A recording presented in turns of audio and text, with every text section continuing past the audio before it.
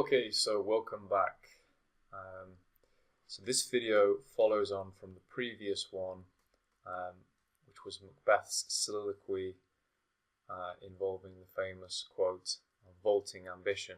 So he's just been deliberating on what to do, and in that extract it really looked like the weight of evidence and reasoning was leaning more in favour of abandoning the plan. The consequences were unpredictable, and there were a number of reasons that Macbeth outlined for not going ahead with this. And at the end of Act 1, Scene 7, so straight after that extract, Lady Macbeth actually enters and they have this discussion. This is probably my favourite scene certainly in Act 1, possibly in the whole play, because it reveals so much about Macbeth and Lady Macbeth as individuals, but also their relationship, and also their relative strengths as well.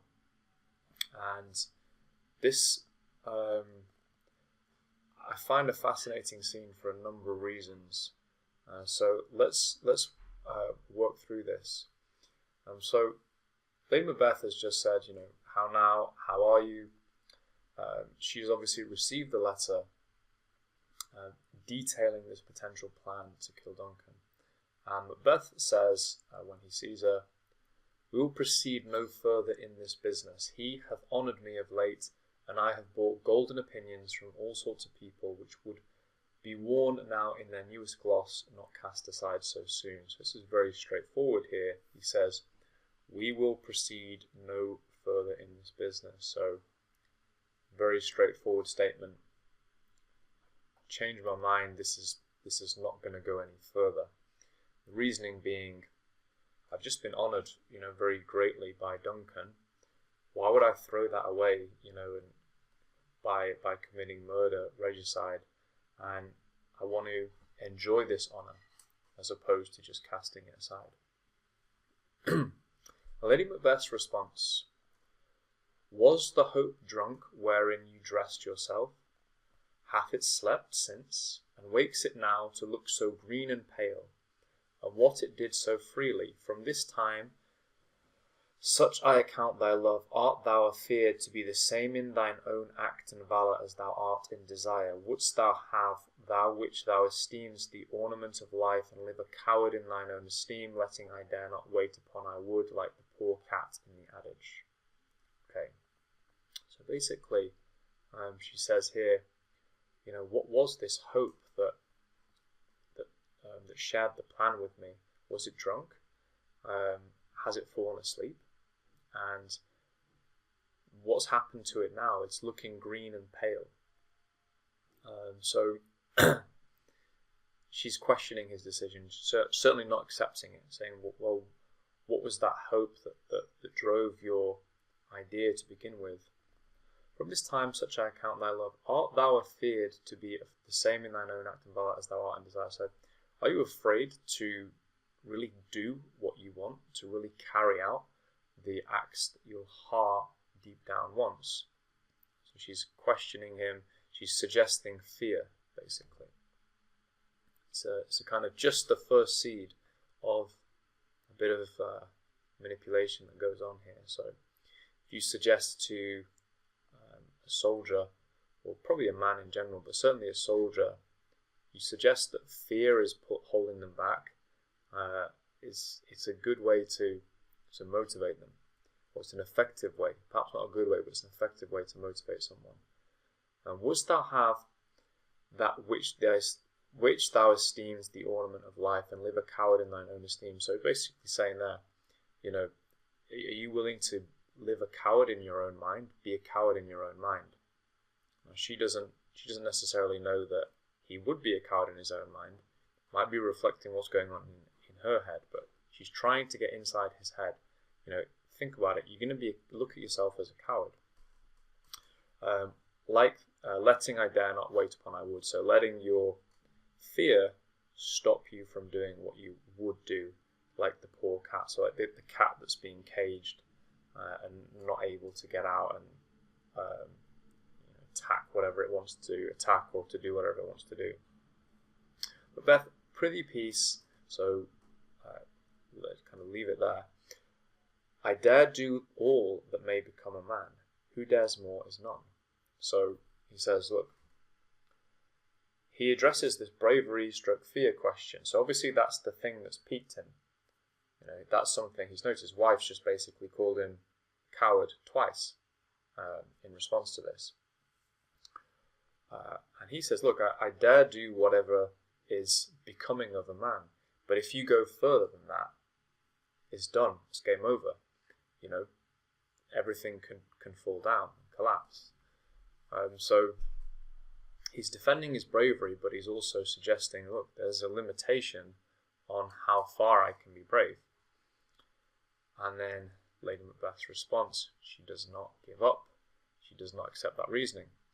What beast was it then that made you break this enterprise to me? So he said, I dare do what becomes a man. And she said, well, what was the beast that told me about this enterprise? When you durst do it, then you were a man. And to be more than what you were, you would be so much more the man. Nor time nor place did then adhere, and yet you would make both. They have made themselves, and that their fitness now does unmake you.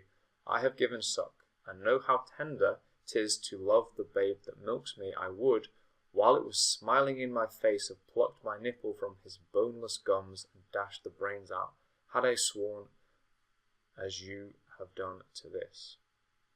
Okay, wow, so this is a much analysed section of Lady Macbeth's speech. So we're going to have a look at it here. So first of all, we've already looked at that. What beast was it that made you break this enterprise to me?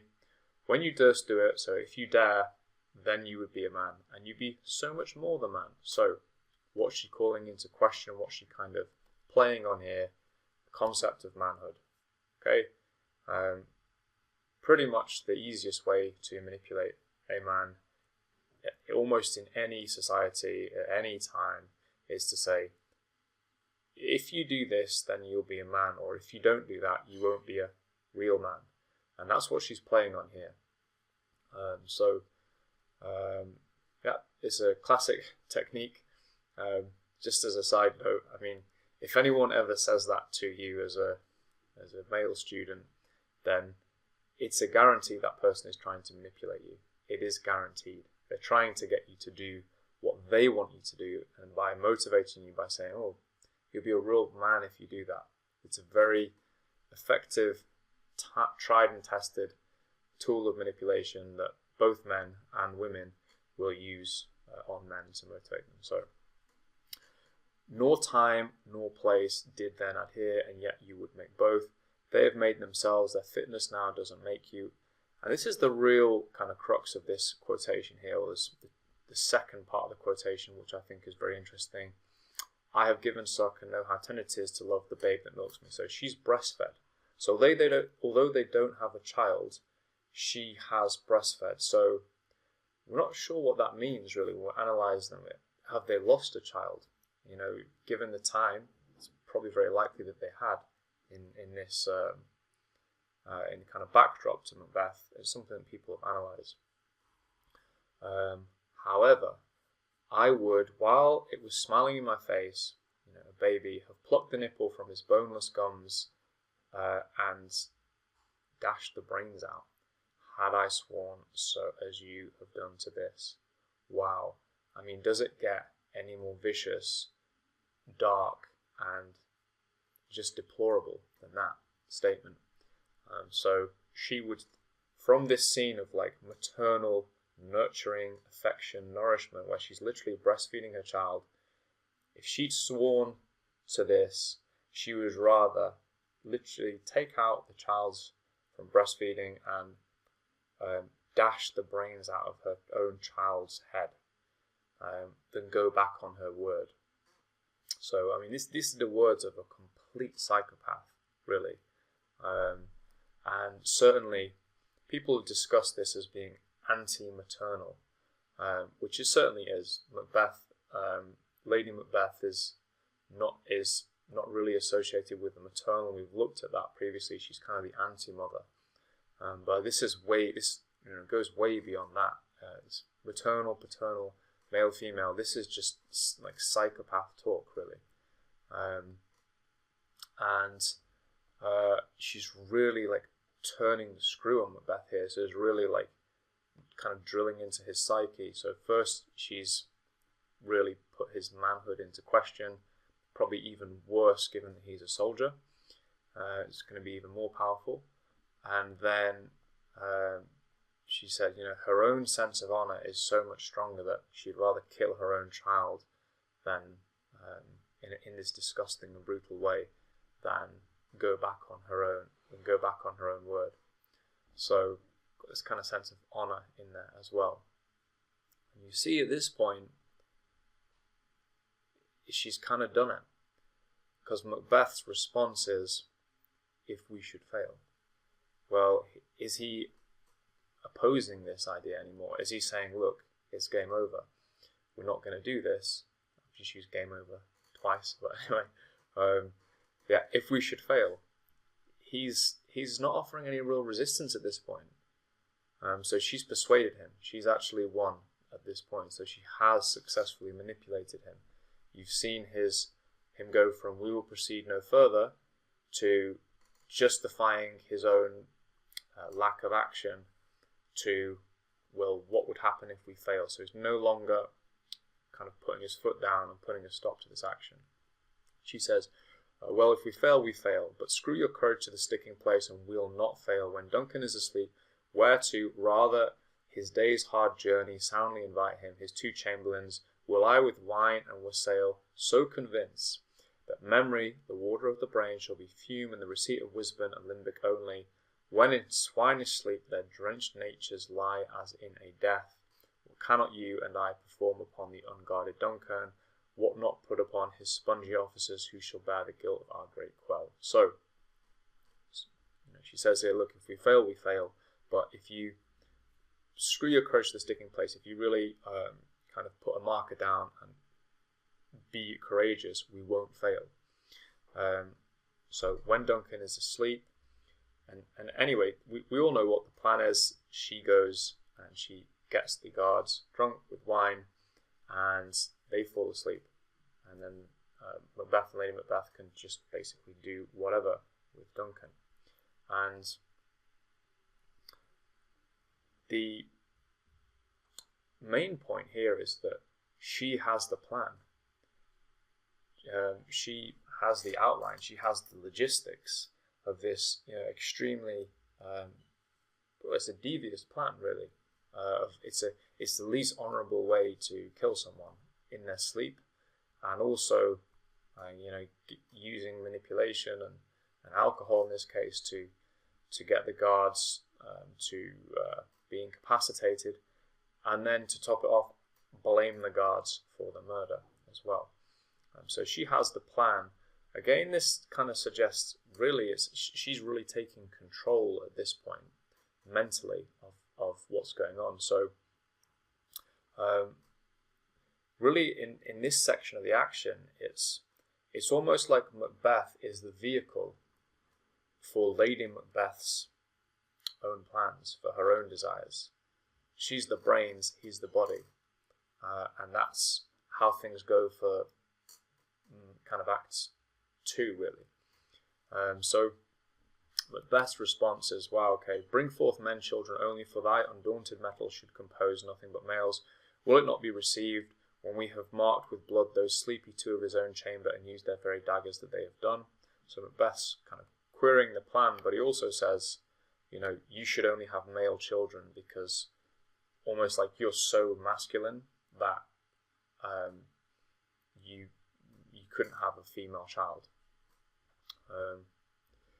Is a highly questionable conceit there, that is this idea of, I don't know, some Lady Macbeth's actions are somehow masculine, or her thought processes. I would say it's probably more devious and sociopathic than masculine necessarily. But anyway, that's the kind of code there.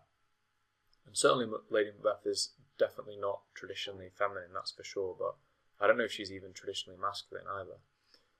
So, who dares receive it other, as we shall make our griefs clamour roar upon his death? And so she says, well, who's going to question us? We're going to make a big deal. We're going to be upset when we find out that he's dead. Okay, I'm settled and bend up each corporal agent to this terrible feat. Away, mock the time with fairest show. False face must hide what the false heart doth know. So, okay, I am settled. So he's going to go along with it, but he still knows this is a terrible feat. So he's being persuaded, he's being manipulated, whilst at the same time still considering this act to be a terrible one. And he says, basically, I'm going to have to show a false face to hide what is in my heart. This is this is a really interesting part in the play. We see Macbeth's influence really kind of peaking at this point in the play, and I think she displays like an extreme level of social and psychological intelligence, coupled with a kind of level of ruthlessness as well. So I feel like when I'm reading through this and when I'm going over this scene, I feel like she is psychologically cornering Macbeth. He tries to escape through different means and to kind of hold his own ground, but he can't actually defend himself psychologically against the onslaught that has been brought by his wife, who obviously knows him very well. She questions his bravery. She questions his masculinity. She questions his own kind of ambition, and says that she herself would rather kill her own child than to break a promise that in the way that Macbeth has done. So she does another manipulative thing there, just as an aside, which is a classic tactic of, you promise this, attributing some kind of a promise or some kind of a binding statement to somebody who had put forward an idea. Macbeth hadn't promised this. He hadn't finalised it in any way. This was just his idea.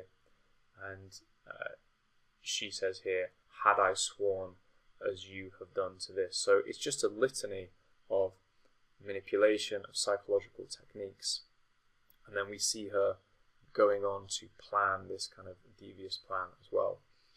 So there's different interpretations of Lady Macbeth. I'm going to do probably at least one video just on her. But we see here, this is really a terrifying character. And I would say that to the extent that Macbeth himself seems to be gifted for physical violence, we see that in the early part of the play, right at the beginning, when he unseams his nemesis, and he is described as this great warrior, basically this fierce, strong kind of beast of a man who's just going through fighting on behalf of King Duncan.